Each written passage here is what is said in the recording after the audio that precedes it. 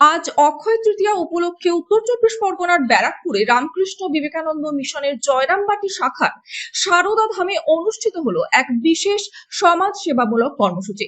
এই অনুষ্ঠানে ছাত্রদের হাতে তুলে দেওয়া হয় ইলেকট্রিক্যাল যন্ত্রপাতি এবং ছাত্রীদের প্রদান করা হয় সেলাই মেশিন।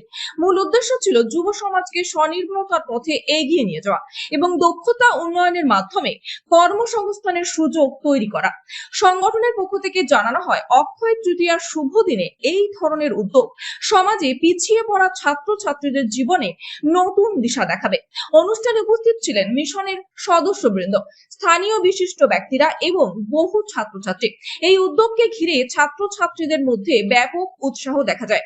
অনেকেই মনে করেছেন, শিক্ষার পাশাপাশি কর্মমুখী প্রশিক্ষণ ও প্রয়োজনীয় সরঞ্জাম প্রদান ভবিষ্যতে আরো বহু তরুণ তরুণীর জীবন গঠনে গুরুত্বপূর্ণ ভূমিকা নেবে।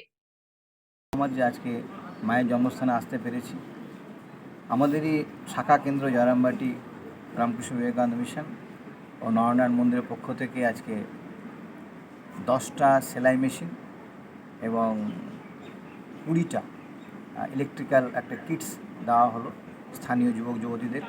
উদ্দেশ্য হলো যাতে এরা নিজেরা স্বনির্ভর হতে পারে। স্বামীজি চেয়েছিলেন যে বাংলার যুবক যুবতীরা স্বনির্ভর হোক, তারা চাকরির জন্য না দৌড়ে গিয়ে নিজের হাতকে ঠিক ঠিক কাজে ব্যবহার করুক, যাতে তারা সম্মানের সঙ্গে সমাজে বাঁচতে পারে। আর দ্বিতীয় কথা হলো যে আজকে অক্ষয় তৃতীয় দিন এটা আমরা করলাম কেন? কারণ আজকের দিনে যা করা হবে অক্ষয় হয়ে থাকবে।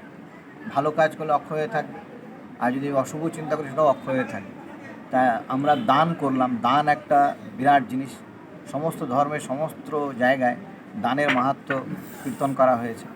তো আমরা একটা দানের মাধ্যমে বোঝাতে চাইলাম যে তোমরাও সবাই মানুষকে দান করো, এবং দানে না ক্ষয়ং জাতি, দানের দ্বারা কোনো কিছু ক্ষয় হয় না, দানের দ্বারা বৃদ্ধিপ্রাপ্ত হয়। যে অক্ষয় তৃতীয়ার দিনে আজকে আমরা দান করলাম, যাতে এই দান অক্ষয় হয়ে থাকে এবং প্রতি বছর ভগবান যাতে আমাদের এই শক্তি দেন, যাতে আমরা দান করতে পারি সমাজের কল্যাণের জন্য, বাংলার যুবক যুবতীদের উন্নতির জন্য।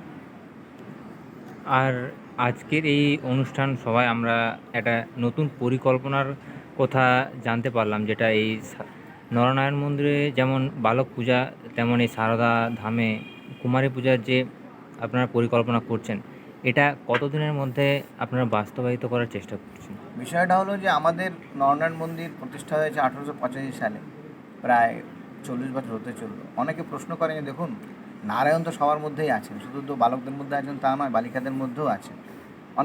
অনেক পিতামাতার হয়তো 2টি সন্তান, একটা বালক একটা বালিকা। তো বালকের পুজো হয়, বালিকার হয় না, তাদেরও মন খারাপ করে এবং অনেকে প্রশ্নও করেন যে এই বৈষম্য কেন।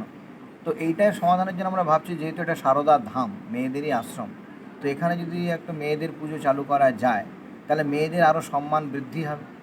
এবং আজকে সমাজে যেমন মহিলাদের উপর অত্যাচার বাড়ছে বিভিন্ন জায়গায়, তারা সংসারেও অত্যাচার হয়, তারা বিভিন্ন জায়গায় তো কর্মক্ষেত্রে হয়, বাড়িতে হয়। তো সেই মেয়েদের মধ্যে যে দেবী ভগবতী আছেন, সেটা দুর্গাপূজার একদিন শুধু পালন করলে হবে, তো সারা বছর সে বোধটা যদি জাগিয়ে রাখা যায়, তাহলে একটা স্থায়ী একটা সমাজের পরিবর্তন আসতে পারে। সেই উদ্দেশ্যে আমরা ভাবছি যে এখানে কুমারী পুজো আমরা চালু করব, বালকনারায়ণ পুজোর মতো। আমরা আমাদের কমিটিতে আলোচনা করব, করে খুব শীঘ্রই আমরা চালু করতে চলেছি।